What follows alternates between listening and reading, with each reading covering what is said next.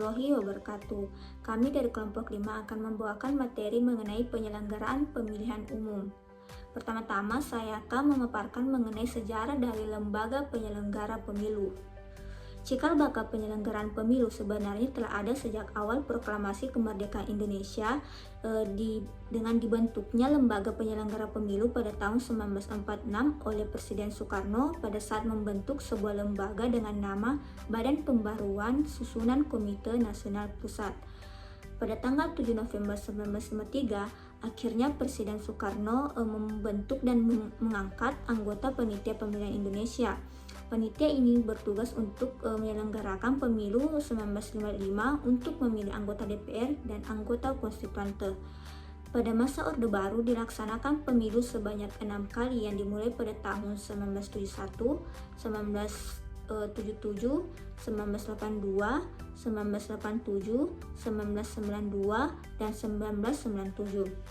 Demi terselenggaranya pemilu 1971 berdasarkan Undang-Undang Nomor 15 Tahun 1969 tentang pemilihan umum anggota-anggota Badan Permusyawaratan atau Perwakilan Rakyat, maka dirancanglah pembentukan Badan Penyelenggaraan Pemilu yang permanen, yaitu Lembaga Pemilihan Umum atau LPU.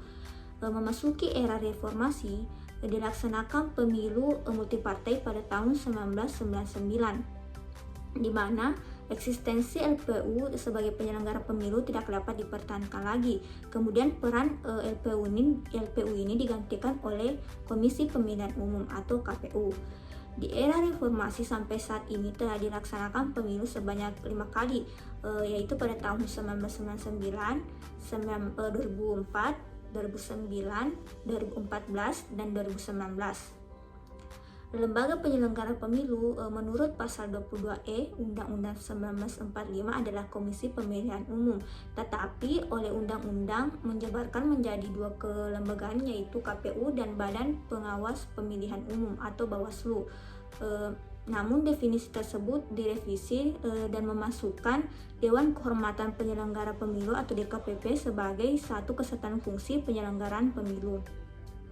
Disebutkan dalam Undang-Undang Nomor 7 Tahun 2017 bahwa dimaksudkan penyelenggara pemilu adalah lembaga yang menyelenggarakan pemilu yang terdiri atas KPU, Bawaslu, dan DKPP sebagai satu kesatuan fungsi penyelenggaraan pemilu untuk memilih anggota DPR, anggota DPD, Presiden dan Wakil Presiden, dan anggota DPRD secara langsung oleh rakyat. Baik, di sini saya akan menjelaskan mengenai Komisi Pemilihan Umum, yang dimana KPU Republik Indonesia adalah lembaga penyelenggaraan pemilu yang bersifat mandiri, nasional, dan tetap yang berkedudukan di pusat serta memiliki anggota sebanyak 7 orang. Nah, pengaturan KPU di sini lebih lanjut dapat dilihat dalam Undang-Undang Nomor 7 Tahun 2017 mengenai pemilihan umum. Nah, secara yuridis berdasarkan Undang-Undang Nomor 7 Tahun 2017 tentang pemilihan umum, KPU sebagai lembaga penyelenggaraan pemilu memiliki tugas, kewenangan, dan kewajiban.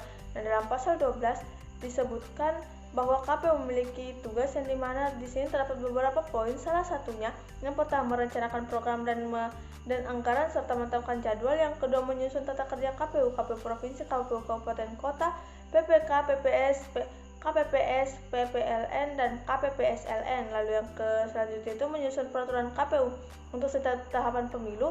Selanjutnya mengkoordinasikan dan menyelenggarakan, mengendalikan, dan memantau semua tahapan pemilu serta menerima daftar pemilih dari KPU provinsi. Nah, adapun dari tugas-tugas KPU di sini dapat lebih lanjut dilihat dalam pasal 12 Undang-Undang Nomor 7 Tahun 2017. Nah, adapun mengenai kewenangan KPU di sini terdapat KPU memiliki beberapa kewenangan. Salah satunya di sini yang pertama menetapkan tata kerja KPU beserta jajarannya, lalu yang kedua menetapkan peraturan KPU untuk setiap tahapan pemilu, yang ketiga menetapkan peserta pemilu, yang selanjutnya menetapkan dan mengumumkan hasil rekapitulasi penghitungan suara tingkat nasional, serta menerbitkan keputusan KPU untuk mengesahkan hasil pemilu dan mengumumkannya. Nah, mengenai kewenangan dari KPU di sini dapat dilihat dalam pasal 13 di Undang-Undang Nomor 7 Tahun 2017. Nah, KPU juga memiliki beberapa kewajiban yang dimana KPU di sini terdapat beberapa poin. Salah satunya yang pertama melaksanakan semua tahapan penyelenggaraan pemilu secara tepat waktu, yang kedua memperlakukan peserta pemilu secara adil dan setara, yang ketiga menyampaikan semua informasi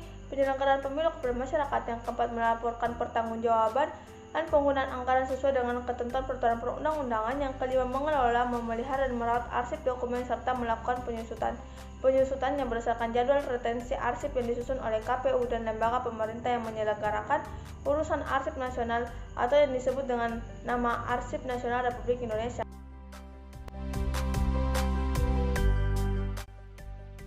Bismillah, saya akan membahas mengenai kelembagaan pengawas pemilu. Nah, ini pertama kali hadir dalam pelaksanaan pemilu pada tahun 1982 dengan sebutan Panitia Pengawas Pelaksanaan Pemilihan Umum atau Panwaslek Pemilu sebagai bagian dari penyempurna dari LPU. Jadi, Panwaslek Pemilu ini bukan merupakan suatu lembaga mandiri, tetapi merupakan bagian dari struktur dari LPU.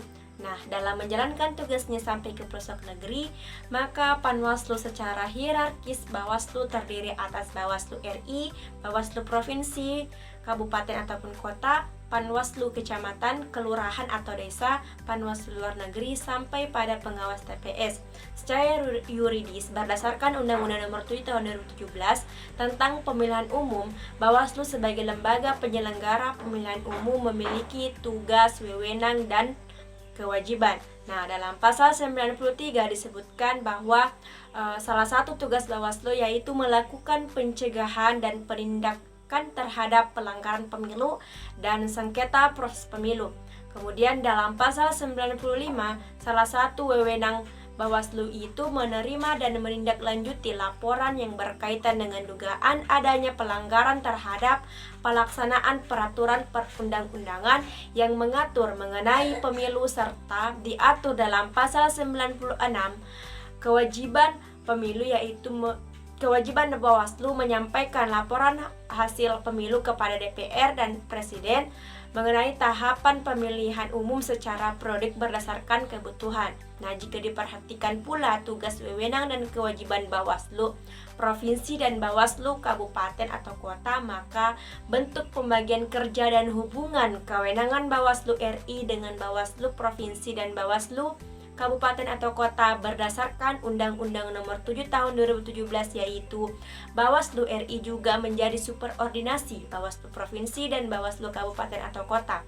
Hal ini dapat dilihat dari beberapa kewenangan dan tugas Bawaslu yang disebutkan sebelumnya. Nah, terdapat beberapa kewenangan pelaksanaannya dilakukan oleh Bawaslu Provinsi dan Bawaslu Kabupaten ataupun Kota. Dewan Kehormatan Penyelenggaraan Pemilu atau DKPP adalah suatu lembaga yang dikhususkan untuk mengimbangi dan mengawasi kinerja dari KPU dan Bawaslu serta jajarannya. Seperti halnya istilah Bawaslu, istilah Dewan Kehormatan juga belum dikenal pada pemilihan-pemilihan sebelum era reformasi.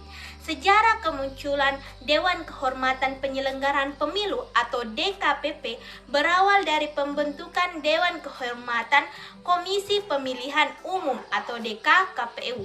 Lembaga ini dibentuk berdasarkan Regulasi Undang-Undang Nomor 12 Tahun 2003 tentang Pemilihan Umum Anggota DPR, DPD, dan DPRD. DKKPU tersebut bersifat ad hoc. Bagi DKKPP, tanggal 12 Juni 2012 merupakan hari bersejarah karena secara resmi DKKPU berubah alih menjadi Dewan Kehormatan Penyelenggaraan Pemilu atau DKPP. Berdasarkan Regulasi Undang-Undang Nomor 15 Tahun 2011 mengenai penyelenggaraan pemilu, Undang-Undang Nomor 7 Tahun 2009 Pasal 159 mengenai tugas, kewenangan, serta kewajiban DKPP. Pertama, DKPP bertugas menerima aduan atau laporan dugaan adanya pelanggaran kode etik yang dilakukan oleh pelanggaran pemilu.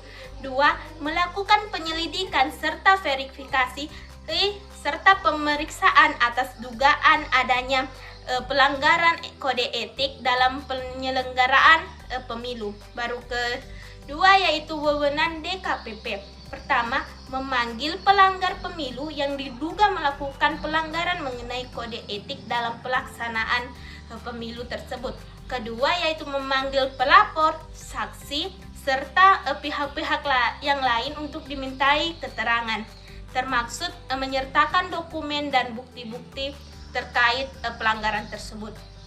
Ketiga, melimpahkan atau memberikan sanksi kepada pelanggar pemilu tersebut. Keempat, memutuskan pelanggaran kode etik. Baru ketiga, mengenai kewajiban DKPP. Pertama, menerapkan prinsip menjaga keadilan serta kemandirian. Baru kedua, bersifat netral, pasif, dan tidak memanfaatkan kasus yang timbul untuk popularitas diri sendiri. Baru mengenai keputusan hukum dari putusan DKPP yang bersifat mengikat serta final, seperti itu. Oke, sebagai sebuah kesimpulan, untuk mewujudkan demokrasi di negara kesatuan Republik Indonesia, maka perlulah diadakan yang namanya sirkulasi elit. Bagaimana cara melaksanakannya? Itu adalah salah satu jalannya, itu adalah melaksanakan yang namanya pemilu. Di sini saya akan mengupas ulang apa itu makna dari penyelenggaraan pemilu. Penyelenggaraan pemilu itu merupakan suatu proses pengambilan keputusan secara formal yang dilakukan oleh sekelompok masyarakat untuk memilih seseorang yang akan menjabat di administrasi publik. Setidaknya di negara Republik Indonesia ada 3 lembaga yang sangat berperan penting di dalam proses penyelenggaraan pemilu. Yang pertama itu adalah KPU atau Komisi Pemilihan Umum. KPU sendiri itu merupakan suatu lembaga penyelenggaraan pemilu yang sifatnya nasional, tetap dan mandiri yang berkedudukan di pusat dan memiliki anggota sebanyak 7 orang.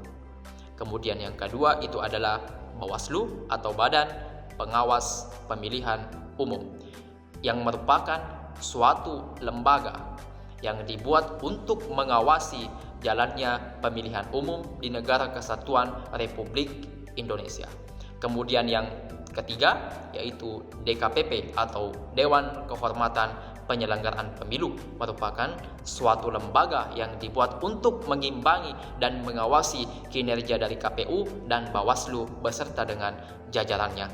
Itulah ketiga lembaga penyelenggaraan pemilu yang sangat berperan penting di dalam proses pemilu di Indonesia. Mungkin itu saja yang dapat kami sampaikan. Jangan lupa like, komen, subscribe, dan jangan lupa aktifkan notifikasi lonceng agar tidak ketinggalan video dari channel ini. Bersama pemilu, kita wujudkan kedaulatan rakyat. Salam konstitusi. Assalamualaikum warahmatullahi wabarakatuh.